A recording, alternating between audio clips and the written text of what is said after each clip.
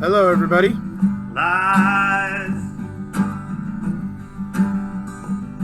and truth.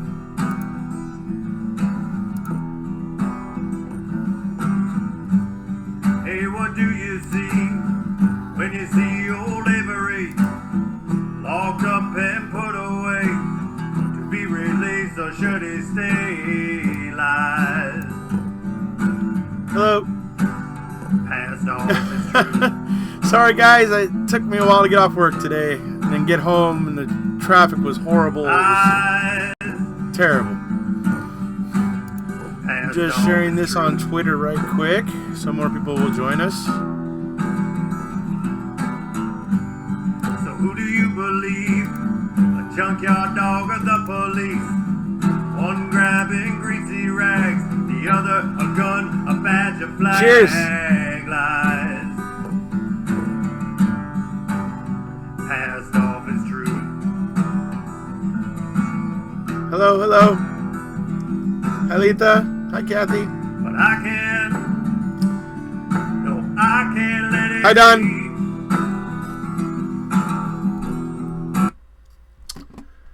All right. Hello, everybody. Here I am. So,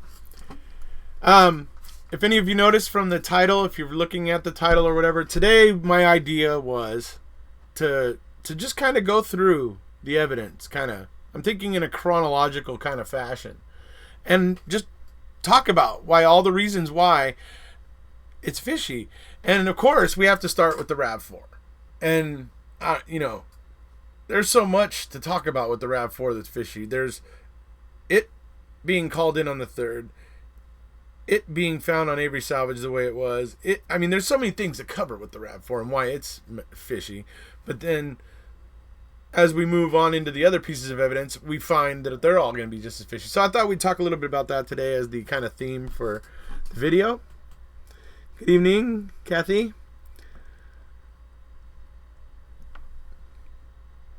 So what's with the... Oh, hold on a second. What's the latest on Avery Road? Same as basically usual, I guess. I did tell you guys in the last video about the We All Live on Avery Road shirts.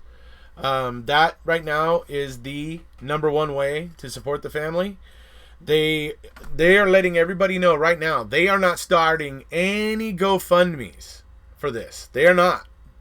The best way to support the family is to buy a We All Live on Avery Road t-shirt or a number of the other articles of clothing that they offer. So I believe I've already left. Yes, I have already left the link to that in the information down below there. And that is the official way that you want to support the family. If you see a GoFundMe for the Avery family, start. Let me know. Let somebody know. Start letting people know right away when you see a GoFundMe for the family. It's absolutely not the family. If you see it, it's not. It's not them. They are not doing any GoFundMes. Hands down, none. So they wanted that to be made clear. So I wanted to go ahead and say that at the beginning of this video here. So, fairly new follower, intrigued, appreciative. Oh, thank you, Courtney. Ventures. Oh, sorry. Hold on a second, guys. I'm going to bring my monitor a little closer here so I don't have to squint. Mr. Hodnot doesn't like it when I have to squint. Nah, I'm sure it's better this way. So, yeah, if I make it a little closer, I can read it better. So, what is wrapped around your AC? That is just a bit of, something I came up with that I built from some parts I bought at Home Depot to just kind of border it. And to kind of... The whole idea of my studio is to have a bit of a machine-like look to it. Anyways, kind of complicated, but it's just a kind of a... what's it called? It's just for show, just for fun, just for something that I, thought would look cool. Loving these nightly videos. Yeah, I don't know when my first break is going to be. I am going to eventually take a break, but I'm thinking it'll probably be Monday. probably be my first time I'll take a break and maybe watch a movie or something. You can't do this stuff constantly. You have to decompress at some point. You have to take some time for yourself and put all that gruesome stuff aside. I mean, and I love true crime stuff. I mean, part of what I do in my leisure time is watch investigation, discovery, and those types of things, because I just have an interest in it. But sometimes you just gotta unplug from all that stuff. It's gruesome. It's unpleasant, and you gotta unplug from all that stuff, and you gotta take care of number one sometimes. So I will probably be taking a night or two off at some point, but I'm thinking it'll be probably Monday. So you guys will probably have me all weekend, just so you know. Oh, thank you, Don. Yeah, steampunk, right? It was just an idea I had. I went over to Home Depot and I found the hose, and so I was thinking, this hose. I'm like, it looks like the same size as PVC. So maybe I can get some fittings, some PVC fittings, and kind of, so I kind of just came up with the idea, pieced it all together, and everything. Thank you, though. I'm so happy that you noticed it and liked it. No breaks. Okay, Stacy. All right, buddy. Thanks for providing us the platform to chat on. Oh, absolutely. I mean, that's another thing I wanted to do, is give people a place to go to talk to other people that are minded about this, and you know what I mean, and just continue to create that interest and create that community and that sort of thing. So that has always been one of my goals. I'm with you, man. You watch Killing Fields and yeah, absolutely. See, that's what I mean. I love watching true crime stuff. It's just I do sometimes have to decompress. That's the way I like to refer to it, is I have to decompress, because if you just stay stuck in the thinking, sometimes breaking away and doing something different gets you thinking about things in a different way than you were thinking about it before. It's weird. Sometimes just, you got to get out and go have fun sometimes. But, and what I mean, it's weird. It's actually something YouTube suggests to its creators. It actually tells them, don't get stuck building your channel. Don't get stuck on that all the time. Make sure you take time for yourself. YouTube tells that to its creators. It's funny. So, but it's true. You can't, because I remember one time I didn't do that. I didn't decompress, and I was months, just every single day, the case, all my spare time. And I realized at the end of that 3 or 4 months that I was burned out, so burned out. But fortunately, I found a really fun group on Facebook right then. Spent about a week or two or to a month in that group, and having fun and sharing memes and doing things and everything. And then I was able to get back into the case. I never fully left it, but my video production slowed down. Everything had slowed way down. So I try not to allow myself to get to that point anymore. So it's always important to take a break. So I watch Dr. Pimple Popper when I need to relax. Hi, Joy. So, I was going to say, what we're going to talk about today. Oh, what's this? We have somebody citing Queso. Queso 2018, page 59. Dietering requested Manitowoc jail video showing Stephen Avery visited with JS.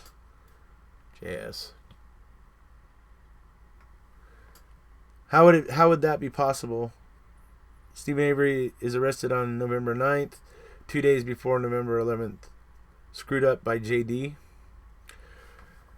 Give me more than the initials. For some reason, I'm not putting together who you're speaking about there. Sorry, but that's one of the things that I hate about Reddit is that everything's referred to like that, and sometimes it makes it hard to understand. So I'm not sure who JS and JD are. Justin. Oh, Jodie. Okay. And then John Dietering, right. Okay, so visited. All right, let me see here. Sorry. Question showing visited by. Yeah, actually.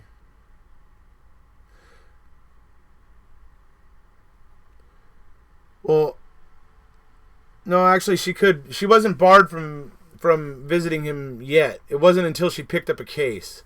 Sorry, folks, I had to kind of figure out what we were talking about here.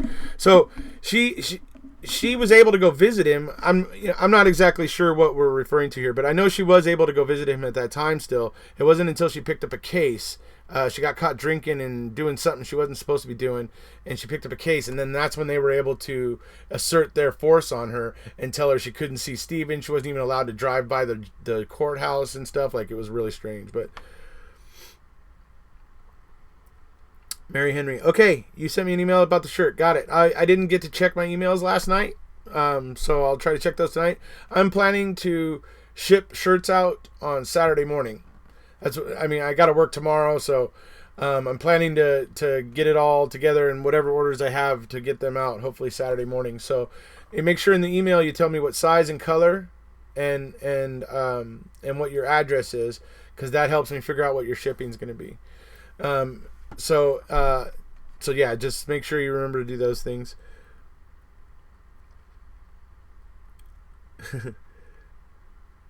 Okay, hold on a second. Let me see what 701 is talking about here. Supposedly right before Colburn retired, there was a suicide. Oh, you're referring to Jason Zipperer, I believe. The shirts are $15, and then plus the shipping, Andrew. So and if you're in the U.S., basically the shipping is $5. And then if you're outside the U.S., it's going to be more. And it depends where you are. That's why I need addresses to be able to help calculate it. But basically, if you're inside the U.S., it's basically $5 for the shipping. So it comes to $20, essentially. Okay, so what I was saying, what I wanted to talk about here today was some of the oddities with the evidence. So, like I say, we'll start with the RAV4.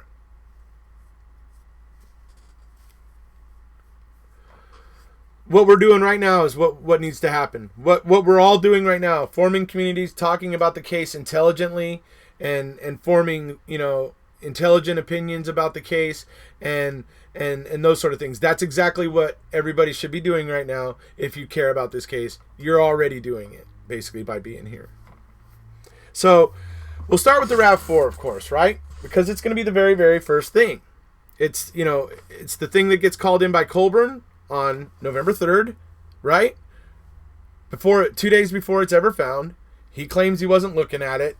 Blah, blah, blah, blah, blah, BS. Well, now we have Zellner, who basically was approached by somebody who, after watching MAM, said, oh, I recognize that guy. I told him that I saw that RAV4 over by, such and such, road or whatever, right? So that's interesting. I mean, first of all, the fact that the guy was watching MAM and recognized Colburn and went, oh, wow, yeah, that's the guy. I mean, can you imagine what an experience that would be like? Sitting there watching a crime documentary, and you're suddenly going, I remember telling that guy about that RAV. I mean, that would be strange, wouldn't it? Wow, right? So, so now we know that Colburn had knowledge of it. He had knowledge of the RAV4 on the 3rd. The same day he called it in. So that's now made the RAV4 super fishy, right?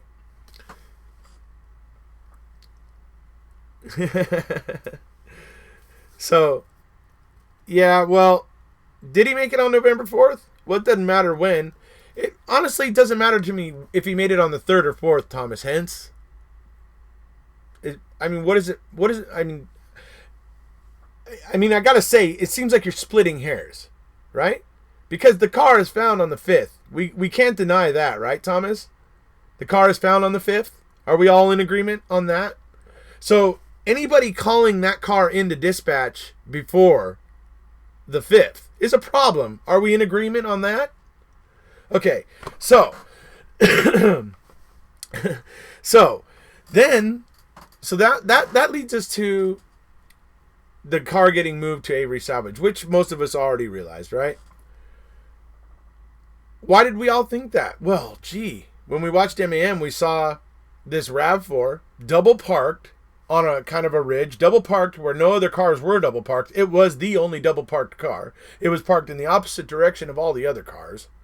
And then it had a bunch of crap piled all over it that made it stick out like an even more sore thumb.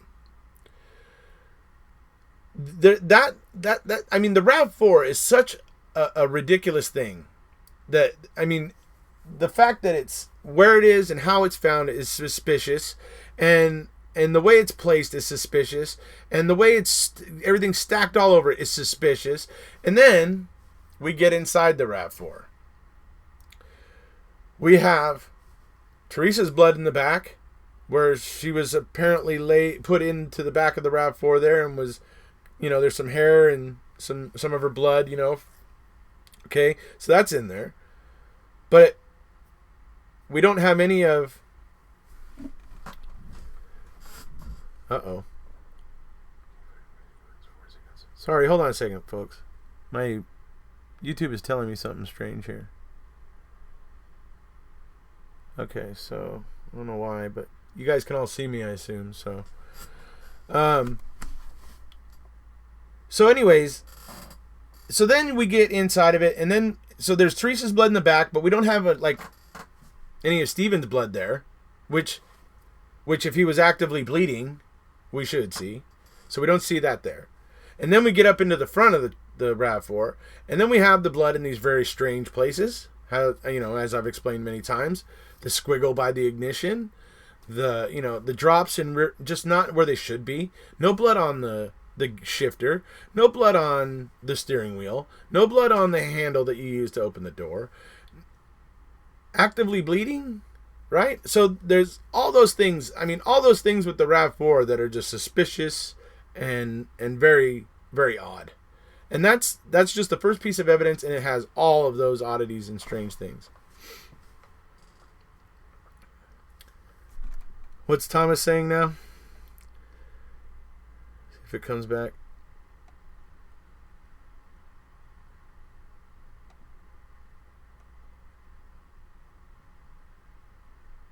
Yeah.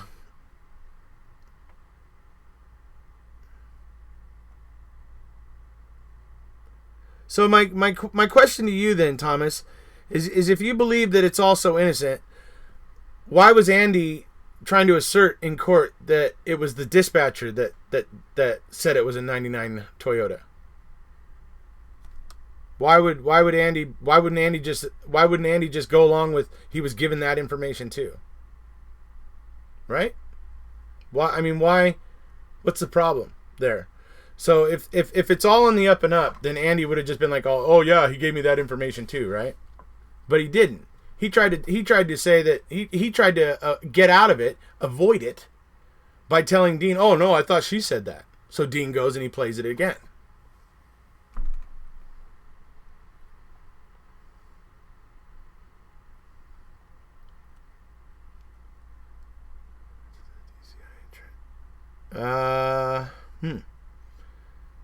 I think the blood in the RAV4, it looks like, and it, if it's planted by the killer, as the current theory goes, then that blood would have been in it on where it was found over where the witness that called Zellner, where he saw it. I forget the road that it's on, but when it's there,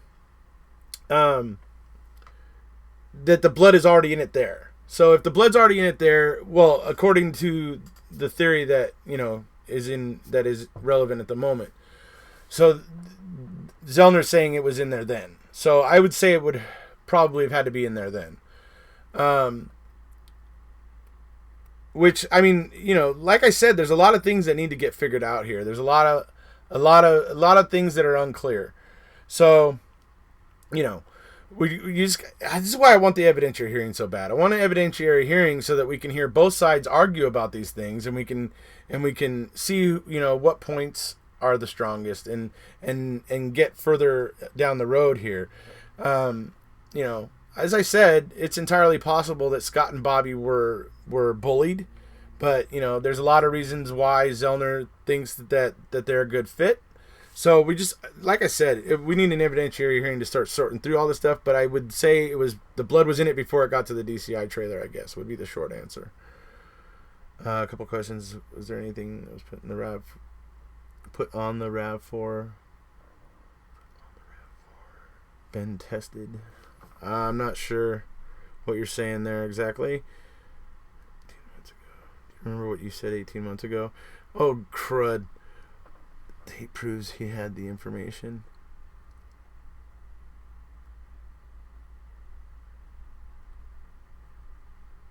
What are you talking about, Thomas? Okay, Thomas.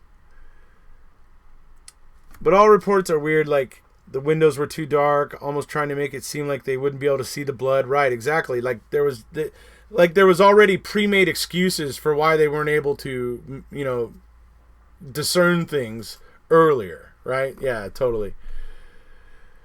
So that's the RAV. And there's all those issues with just the RAV, just the one piece of evidence. And, which is disturbing. So then we'll move from the RAV. Let's see.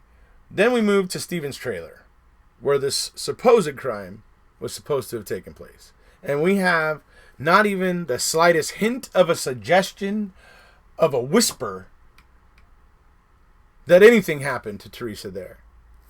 Not the slightest bit. Nothing. Zero. Zilch. Nada.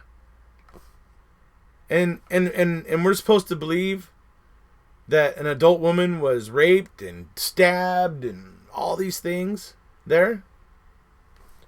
It's impossible. Cutting her hair, and there's not even a strand of her hair anywhere. Right? So, these are the things that make this case what it is. These are the things that make the Avery case so, unsettling. Because we all look at it and go, this definitely doesn't look like it was on the up and up.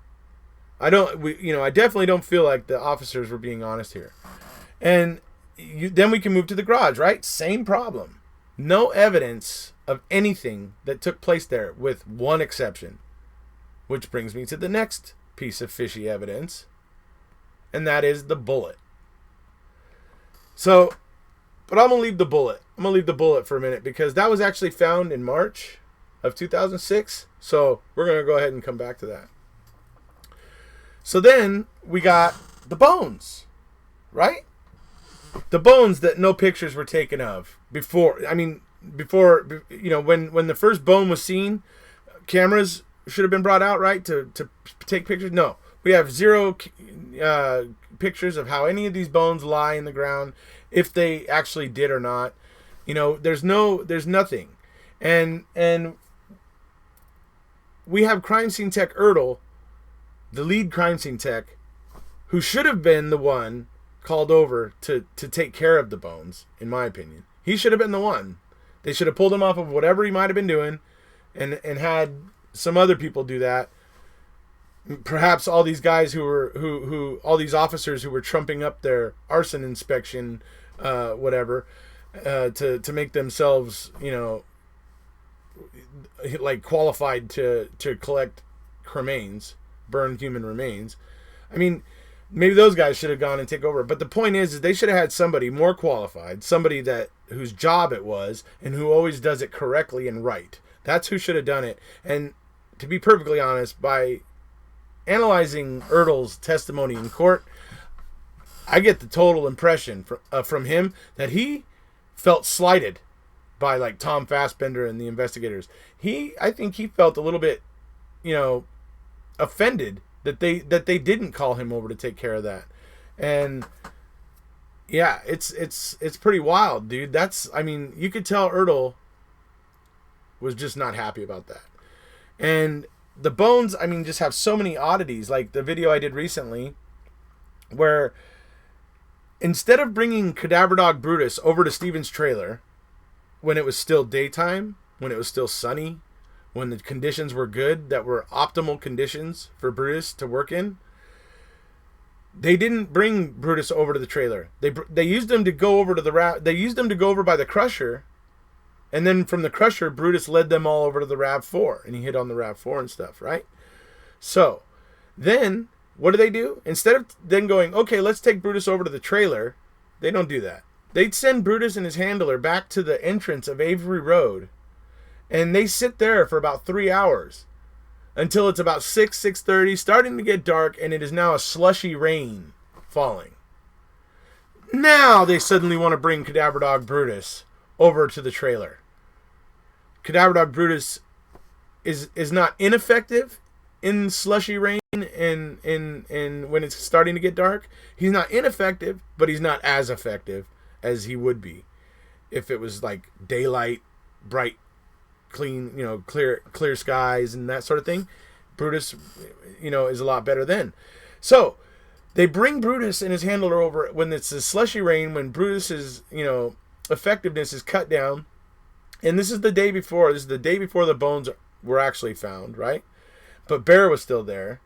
And the interesting thing is that because of the conditions, I think Cadaver Dog Brutus just got I think it had just overwhelmed him, over her. I think Cadaver Dog Brutus is a her. Just overwhelmed her, and she started reacting to other dogs.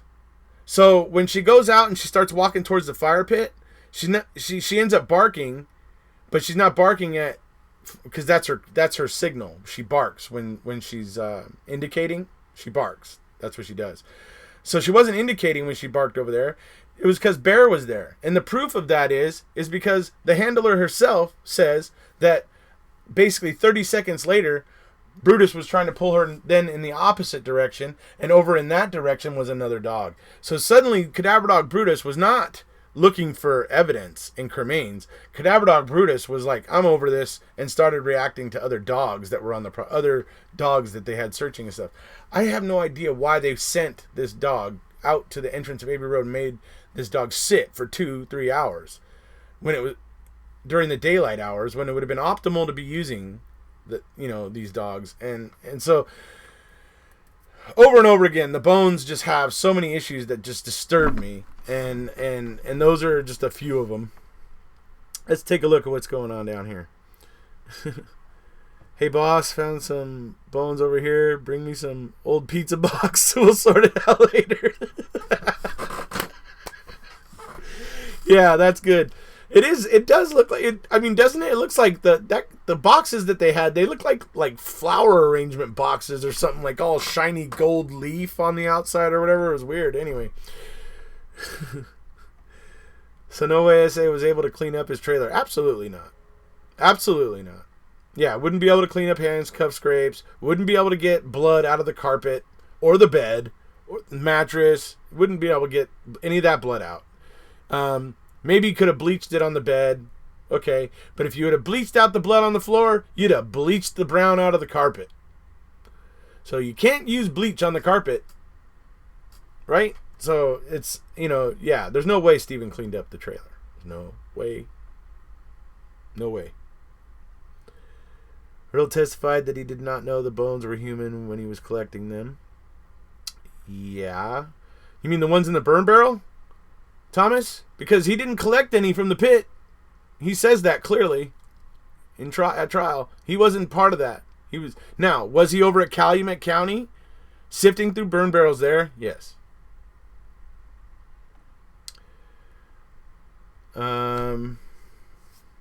Pizza box theory sounds plausible.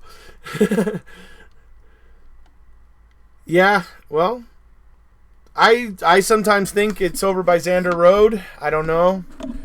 Zellner's current theory has pretty much everything happening there on Kuss Road. But I happen to know that there was a very, very foul-smelling fire on Xander Road. And the next-door neighbor, the person next door to the property where this burn happened, and by the way, this is the only report of a foul-smelling fire in the area, and it's actually on November 1st. And it's the only one. And I've often thought that that's where it might have been taking place, and that things ended up getting moved, because Xander Road is only 4.5 miles from Avery Salvage. It's pretty much almost a straight shot on a road south, and you go right, you hit Avery Salvage. So it would have been easy to go between them, and so I don't know. We'll have to see what happens there. But like I said, Xander Road has always been a place where I thought that the burn may have happened. So it's sad the Dassey boys will no longer speak to Barb. True or false? The Dassey boys, meaning like Brian and Blaine? I don't know. As far as I know, they talk. I don't know if things may have changed in the last week with the release of MAM2. I don't know. But as far as I know, they talk. Bobby and Scott, they're hunting at the lake on Xander Road. Possibly. But I just know that there was a very foul-smelling fire on Xander Road. I have a video about it. You guys can go to my channel and go to the search option on my channel and type Xander Road. It'll pop right up for you. If someone was there long enough to get dried samples and place in the RAV4 carpet, well, that's just it. There's blood flakes. Let me go back to the RAV4 for a second. That's the other thing, is that when you got Steven's blood in there, then you got the blood flakes that are found on the carpet. It's like, who bleeds flakes? Right? Am I right? Right. Okay. Has anyone ever proved the phone message that Teresa says she will be out after 2 was on Yanda's phone? She knew that. As far as I can tell, that I've heard the message. It's actually available on YouTube. You can search for it. It was uploaded by a guy named Skip Top, and you can listen to the message. But it seems pretty official that that message that Teresa was leaving was on Barb's machine, because she didn't have a number for Barb, she didn't have a first name, and she didn't know where she was going yet. She just had B Yonda and that phone number, and she called and left a message. So she was trying to get an address and get more information, which she eventually did end up getting as well. She ended up getting it, and she got there, so obviously that was all fine and dandy. Yes, Blaine and Brian, also Bobby and his wife dumped Facebook today. Oh, I'm sure. I'm surprised it took Bobby until today to dump Facebook. I'll tell you what. Has anyone ever proved the phone message that Teresa says she will be... Okay, sorry. This one is going to be a bomb for the family. It's all public now. Surprised any of them are even on social media to begin with.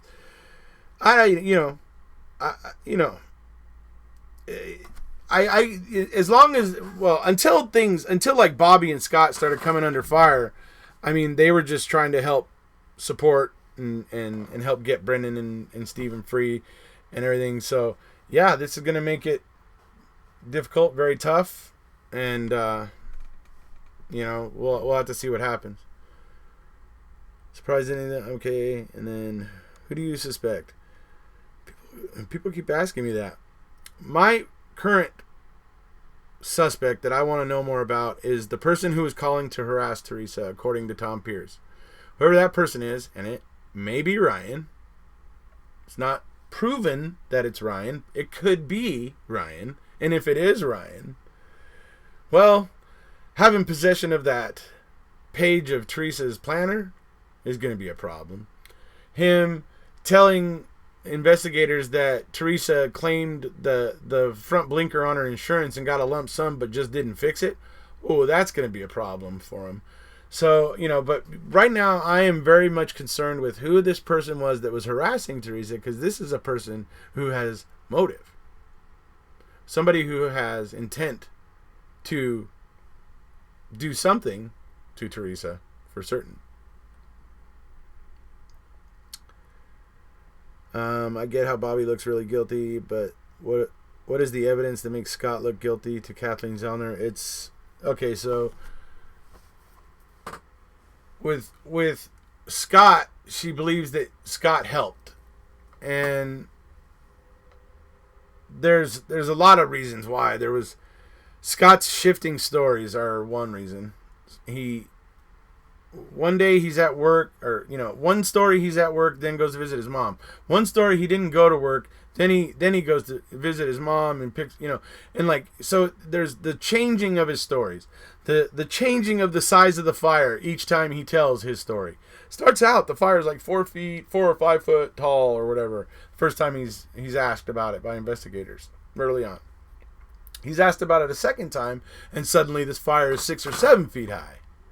Until we get to the point where he's at trial, and he's asked about it again at trial, and suddenly the fire is as high as the garage roof.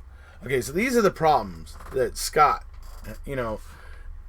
kind of has created for himself. Now, doesn't necessarily mean he's guilty, but it looks suspicious. And then there's him and Bobby alibying each other. Very strange.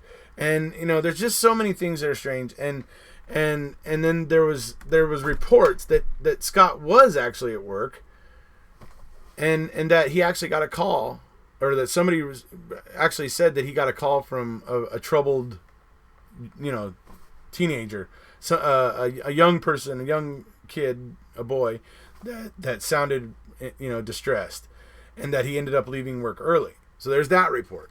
There's like I said, things got to get sorted out.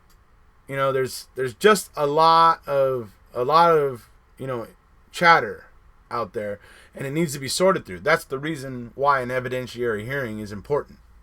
So the fact that Wisconsin is stalling that is, you know, ridiculous. Barb said to Steve, yes, she did say that. They requested the video surveillance of the hospital where his mother was. Yeah, and I heard at the hospital that there was something. What was it at the hospital? There was something else fishy at the hospital that somebody noticed, and yeah, it was pretty crazy.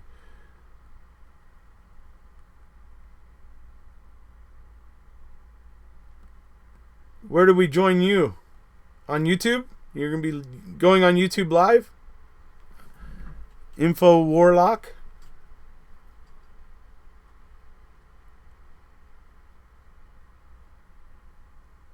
I think that... So 701 Vultures, I think that was one of Zellner's early theories with Ryan, honestly. Is that she got home and Ryan came after her or whatever.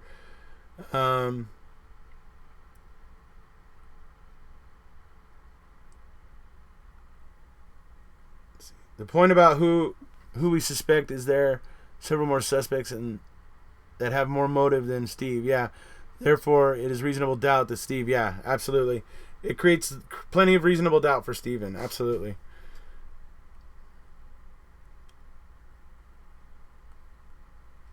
All right. I'll check you out. What time are you going tomorrow? Mountain time. So that would be... Okay. All right.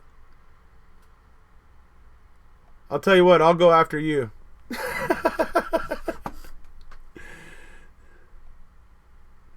So, we got the bones. And then we got... So we'll move forward now to, well, basically Brendan. The next piece of evidence, first of all, let's talk about the key. The key. Yeah, we cannot forget about the key. So we have the key, which involves Colburn again. Ooh, hey, funny how the same name from Manitowoc, which should never have been on the crime scene and should never have been helping with this case in the first place. But there's that name again, with something fishy happening with the evidence. So we have Colburn coming in there on a 6th or 7th search. And don't believe all that BS that King Kratz in the States tries to tell you about how the other searches weren't full searches. Bull. I got pictures that show that cabinet was emptied out at least twice before Colburn says that this key magically fell out of it. Yeah. The way I like to refer to it is Colburn wants us to believe that he found the secret entrance to Narnia. And that Narnia threw the key into the bedroom. So ridiculous. It's ridiculous. I have pictures. The stuff in that bookcase was moved at least twice. Like basically everything removed and put back in twice because they were looking for all of Steven's porn. Yeah, they were. They had searches. They were doing searches for that, and I guarantee you they probably pulled a bunch of porn out of his his bedside table, basically, or bedside cabinet. And because it's full the first couple pictures you see, and then it's empty by the time Colburn's there, all pretty much empty, pretty bare, basically. And then Colburn suddenly, claiming that he was shaking it hard and, roughly and handling it roughly or whatever. And suddenly it pops out or whatever. It's bull. It's complete bull. And then that key only has Steven's DNA on it. Doesn't have any of Teresa's, which should be there. I guarantee it. If I come up to one of you guys and hand you my car key, and then we go and drive over to Zellner and have Zellner's, one of our experts do a DNA test on it, they're going to find both of our DNA on it. Most likely. Not it's your if I handed somebody my key, it doesn't erase my DNA. You know what I mean? It's ridiculous.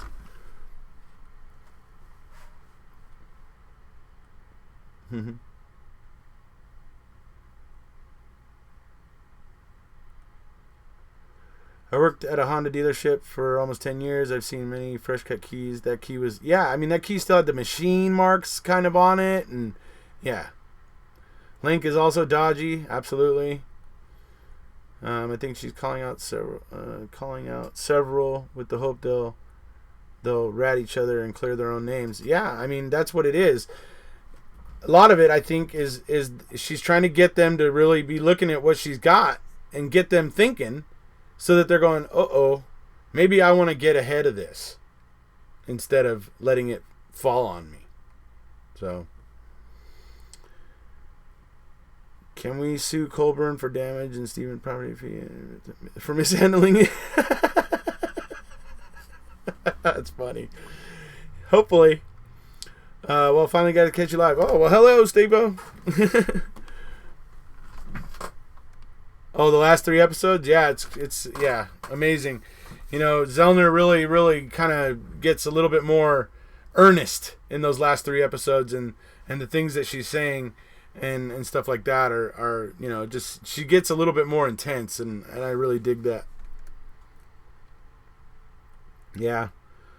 Like, who in actual hell answers not only recorded phone calls, but also answers the door during a murder to get their mail? Like, what? Right. The problem with Steve's DNA has always been the quantity. There's too much to be natural. On the hood latch, absolutely. On the hood latch, there was way too much DNA. 1.9 nanograms. That's almost 2 full nanograms, folks. That's right. That's what 1.9. It's like just a little tiny bit short of 2. Right? So, when they do their trial experiments opening that hood, when they had 15 different tries of opening that hood, out of 15 tries, only 4 left measurable DNA. And of those measurable DNA, it was 0.06, 0.07, 0.09, right? So, they're leaving extremely little, very, very little DNA on this hood latch when they're opening it. So how on the hell does Steven miraculously leave nearly 2 full nanograms? It's just completely bonkers.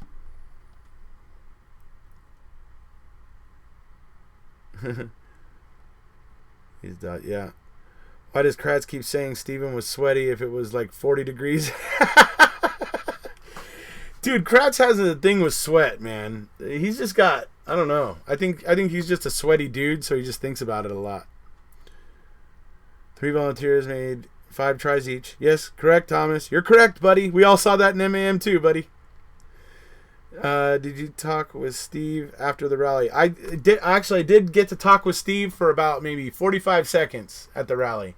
I was standing there and I was talking with some people, and suddenly somebody came up to me and said, "Hey, Steve's on the phone," and handed me a phone. And I was like, "Oh, wow, hey, Steve," you know. So we talked, we joked a little bit. I kind of was messing around with him because I know he works in the kitchen or whatever. I go, and so I told him, I said, "Oh, so you work in the kitchen? Oh, so you got all the good stuff, right?" And he was like, "Oh, no, you can't. No, they put a lid on that here. You can't get any blah blah blah." You know. Anyway, so it was funny, but it was funny because I know people that I've known in my life that like went to county or whatever and stuff like that. The trustees and the people who worked in the kitchen were the people that ended up always, having all the extra goodies, and so everybody was always trying to be friends with them and stuff. So I immediately thought of that when I was talking to Steve because I knew he worked in the kitchen. Some dealers will cut a key for anyone. Other dealers want ID proof, right? Yeah, that's true. But when you're a police agency, you can say, we want a key made, and, I don't think there will be much questions asked. Colburn told him the day after Avery was released. Picture was of the RAV4. A burned cell phone on the picture. It is on the ground, front shot. I think that's part of a conversation I missed out on. Kratz was the one who was saying all the stuff about her being in the trailer.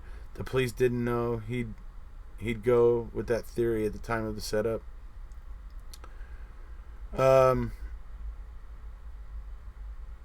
They didn't know what theory they were going with.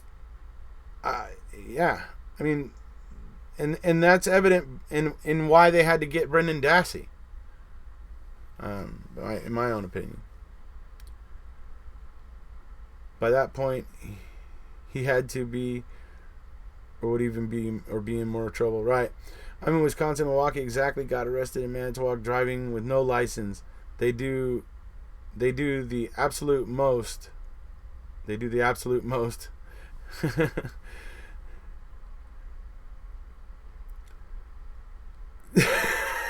Chase. Kratz seems to think Teresa was screaming for hours in the trailer. No one else heard her. Absolutely, right? This is during business hours at the salvage yard, folks. I mean, people are there looking at cars and things and trying and pulling parts off cars and stuff. And a screaming adult woman screaming for her life, thrashing for her life. None of these things would have caught anybody's attention. It's ridiculous.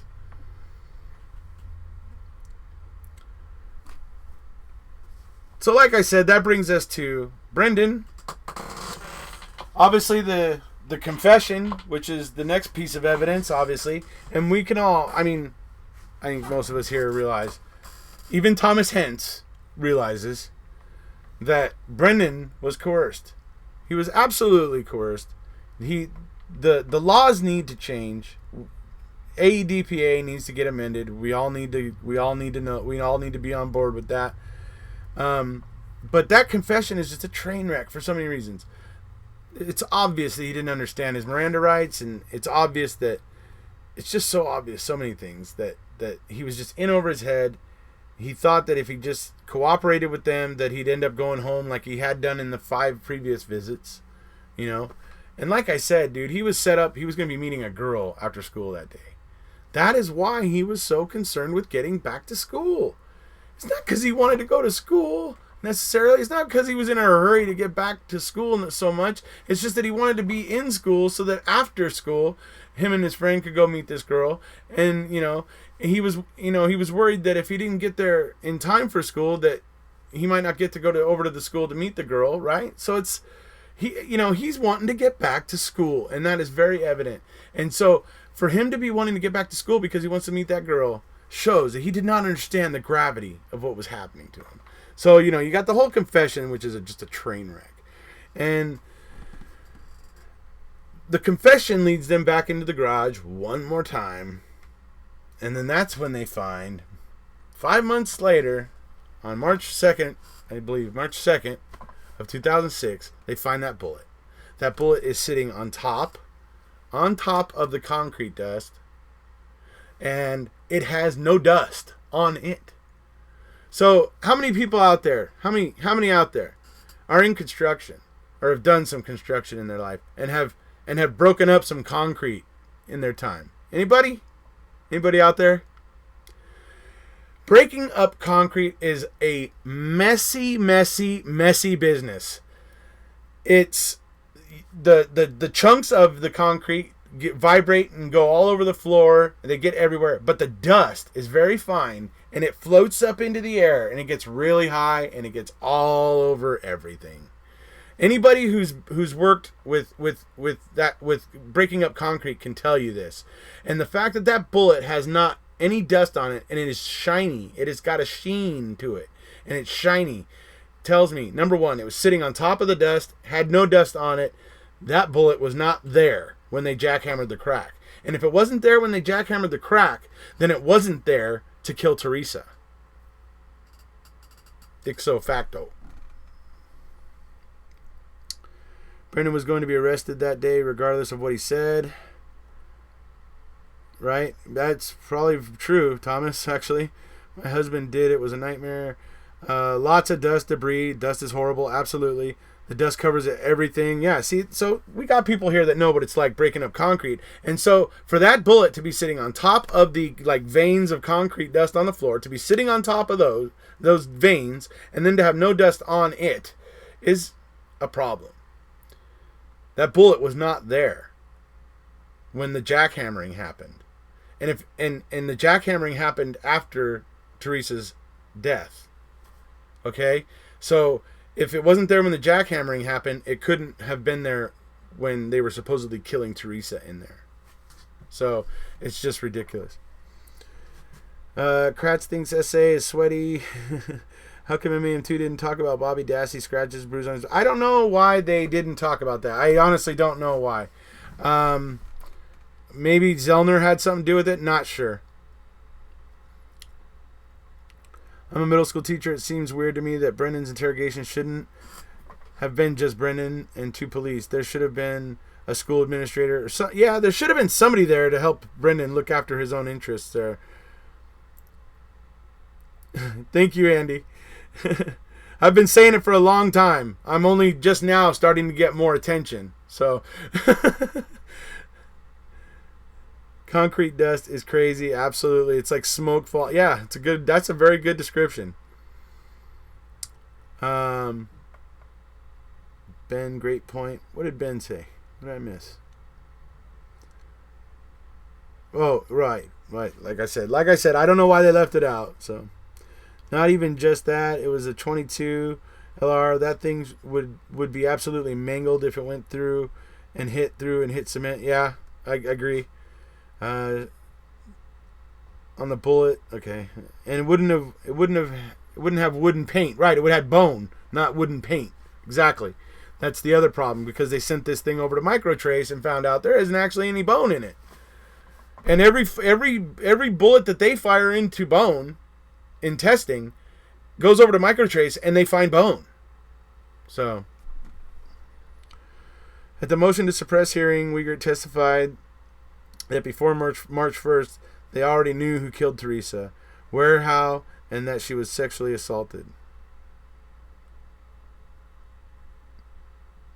Right, which is the story they fed Brendan. Right, got it. Never thought about the no dust on the bullet.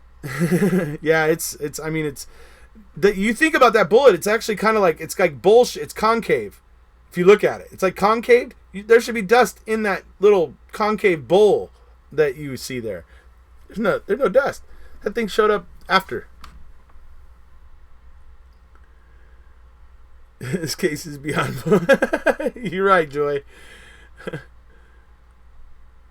So, those are the main pieces of evidence in this case, right? Those are the main pieces of evidence. Every single piece of evidence we just went through had issues. Now Thomas Hens, he's working pretty hard to try to explain, those things and why they're fishy, and so that it's nothing to see here. But sorry, Thomas, but you're not convincing me.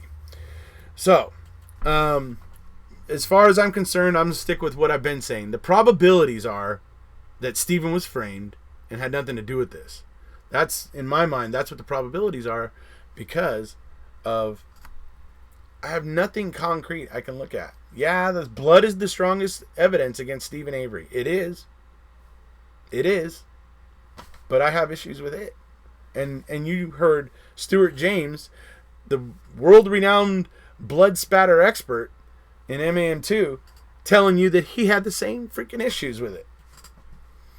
He said the dots don't connect, or they were saying the dots don't connect, and then Stuart James said the dots aren't even in the same book. Yeah. That's all you need to know about that. So, Erekose, what is your field? Criminal justice or law? Please tell us. What is my field?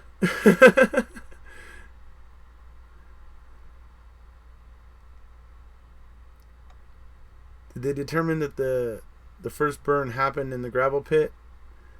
I believe that's what Zellner believes. Yes, that's what Zellner's saying. Yes. Right, they're not human, but maybe it was okay. If TH was hurrying home for an appointment with her mom and never made it, why did her exactly? But absolutely, Dave. Why did that person tear down their garage? Oh, that's Zipper. Yeah, Zipper was very fishy, and he's a very crotchety old man.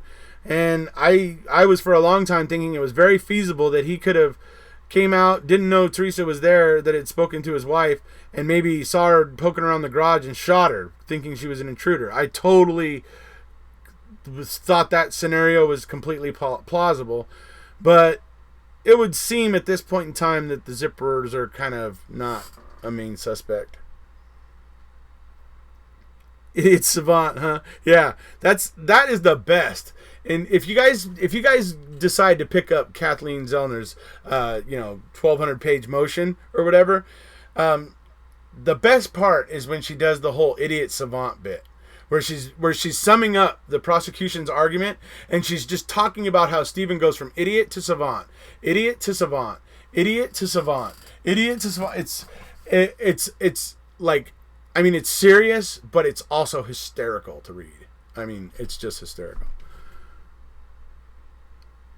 Was it one of the theories that Zellner is that the amount of bones found wouldn't be the amount of a body? Oh, yes. They didn't find, right. They didn't find enough bone. Well, Stuart, like, her experts are saying, yeah, there should have been more percentage, a higher percentage of the bones there. Did they tear down the garage before or after Jason's suicide? I believe it was before. That was before. I'm pretty sure that was before. Andy, the bill of sale was blank, wasn't it? How is that proof of anything? Could be used. Right. I'm shocked that there are guilters still. It's just not possible. I would say, yeah, it is. But, I would say this. The guilters used to be pretty darn bold, and they used to be pretty cocky.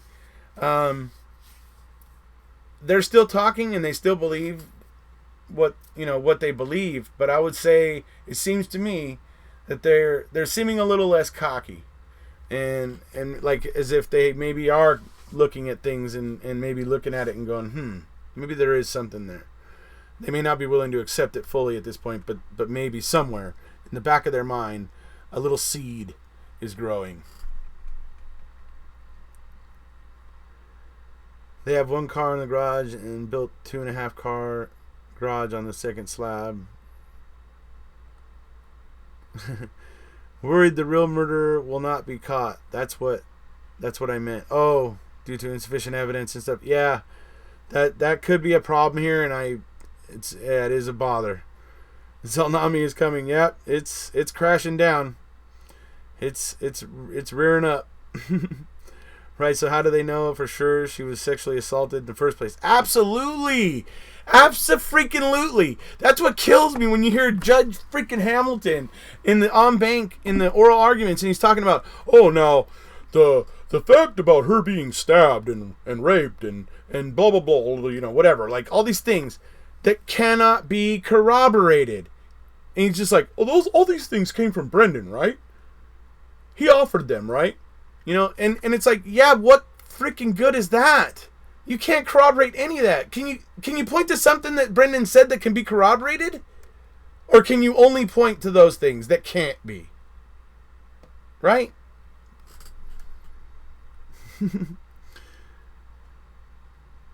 You're a broken record now. Just oh, you're talking to Thomas Hens?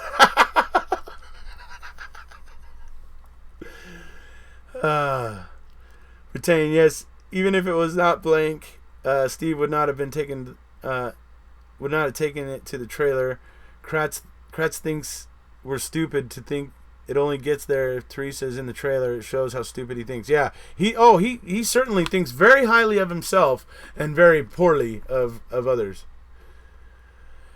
She likely was not, absolutely not by Brendan at least. You can dispute the evidence individually at every trial. Okay. Yeah, you come up with all this, like, I guess these things you say, Thomas, are probably, I guess, things that in the lawyer world that people tell themselves. It's unacceptable. With this rationalization you're making here about you can dispute evidence, but it to sum it up, it doesn't matter. I don't know. The judge instructs the jury, of course, and how the judge instructs the jury and all those things. And, For instance, if a defense is running a planting defense, Thomas, and the judge denies to let the jury hear that the investigators failed to follow leads that would have been leading to somebody that had actual motive, when the judge is denying that kind of stuff, the judge is just as big of a problem. So, yeah, I don't know what the hell to say to you there. The judges are supposed to be better. Why and when did law enforcement open the case? Which case? I think the official opening day of the case was the 3rd. Oddly enough, within 2 hours, within 2 hours of Teresa being reported missing, Stephen Avery was already reported as a suspect to the FBI. They hadn't even found the RAV4 yet, and Stephen Avery was already reported to the FBI as the suspect in a murder. Chew on that one.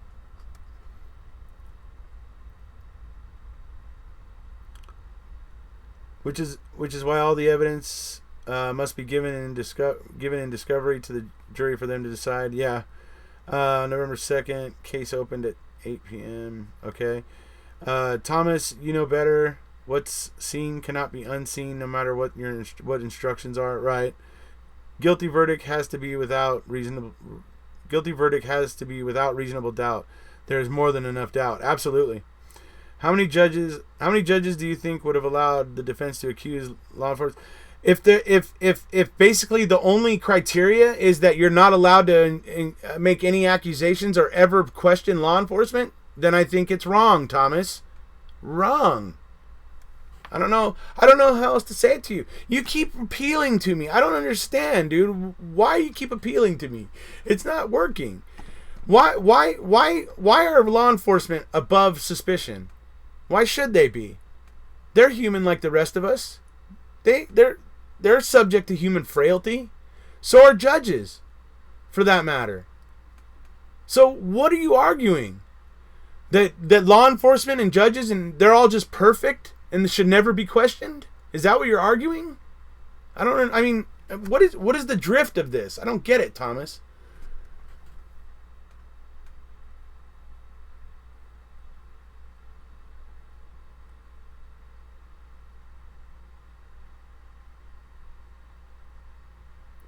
The reason they put him as a suspect was so that they could tap his phones and right, and they were. And from what I understand, they were surveilling the Avery property prior to Teresa's disappearance, which is very fishy as well.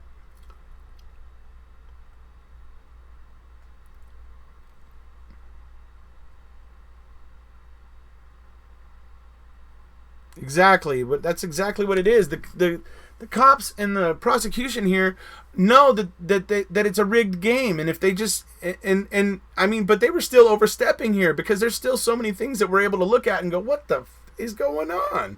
But they know that for the most part nobody's going to question them or call them out on this stuff. And the fact that Avery ran the planting defense, and you hear Thomas Fallon going, oh, and if they run this planting defense, they do so at their own peril. It's like, shut the hell up, dude.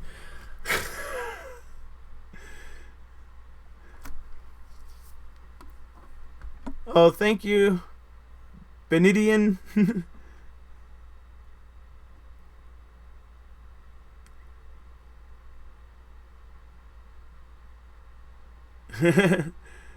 Okay, so Thomas, someone got paid, so Avery didn't. Yeah, right, exactly. I wonder why they were surveying Avery's property.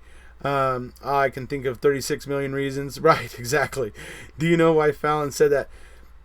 He was trying to sway opinion, sway the judge, he was just trying to.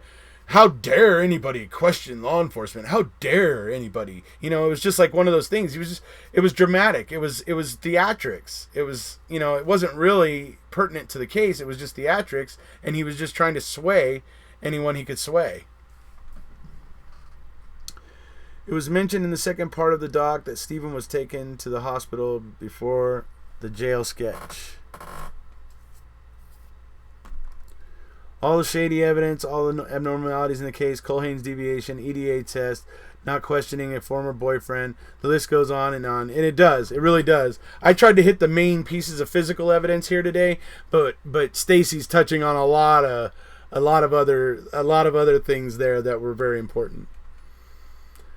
Stop. That's a rumor they were watching Avery? Okay, well.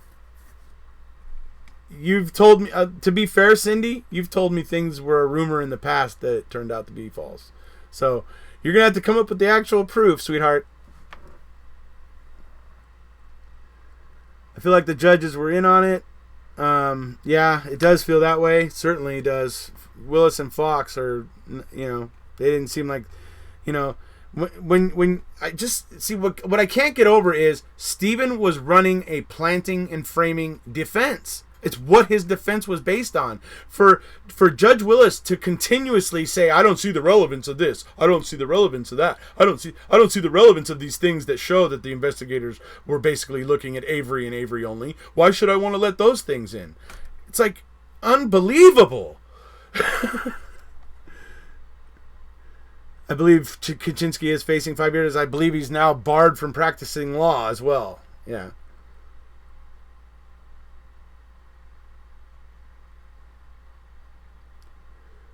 Culhane have a DUI that she missed work from at the time. Could be. I don't know. I'm thinking maybe I heard something about that, but I'm not exactly sure, so I don't want to give credit to it. So, but maybe. What you talking about, Willis? Yeah, totally, Stacy. Willis's major decisions favored the defense. Really? I mean, I'm not saying he didn't make any decisions that favored the defense, but I'm saying that when you're running a planting and framing defense and to not be able to get your evidence in because the judge won't let it in is pretty crappy, to be perfectly honest. Denny. Yeah.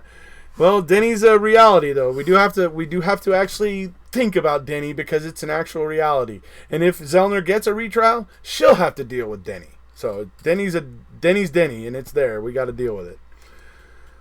Those Google searches, yeah, a lot of that stuff is very disturbing stuff. Like I've said, I did when I originally found out about that back in October of last year. I did a video about it, and yeah, the stuff that was getting pulled up on that computer was pretty disturbing. What do you see in the RAV4 picture when you look into the mirror? Also the reflection from the window. I see bad things. Okay. I'll have to take a look at that, Grandma Jones. This was a setup, straight up, or someone close to Avery did it. Yeah, but it seems that way. So we're going to see which way it all goes, obviously.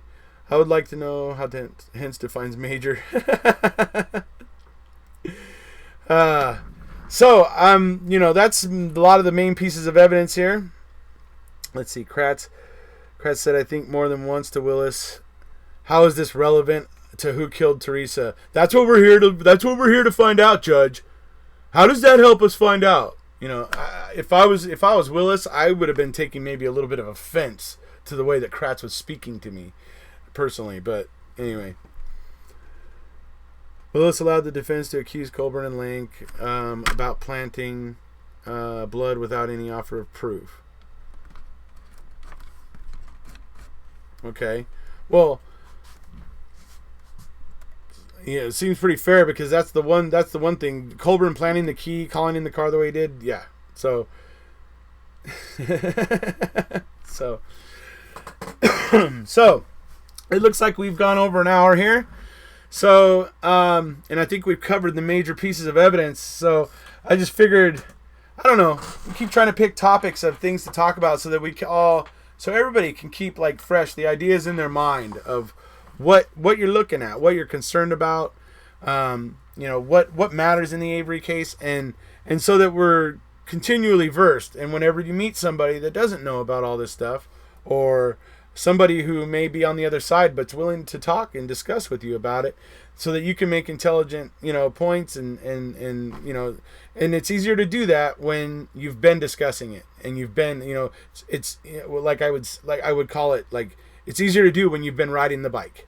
And it's like what we're doing tonight. We're riding the bike, and we're talking about the case, and we're refreshing knowledge in our minds, and keeping it where, that we can talk about the case well and represent our point of view well. I mean, heck, look at how well Thomas does for himself.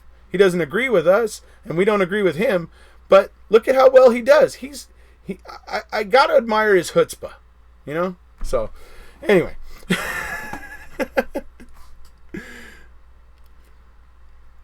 Bless all of you guys too, and you just gotta keep in mind that this may not happen overnight. But the more people that are talking about it, the more people that are talking about it, that on social media and everything, where it can be seen that people are talking about it, and that chatter is there, it continues to, the awareness of the case continues, so long as there's people out there talking about it, reminding people of it. So that was one of the reasons why I started my channel, to be perfectly honest. Oh, he certainly probably will. Whenever I upload a video, Thomas is like the first one there, or he's like one of the first 5 people there, and he writes me about 3 or 4 books, and yeah, it's great. It's a lot of fun.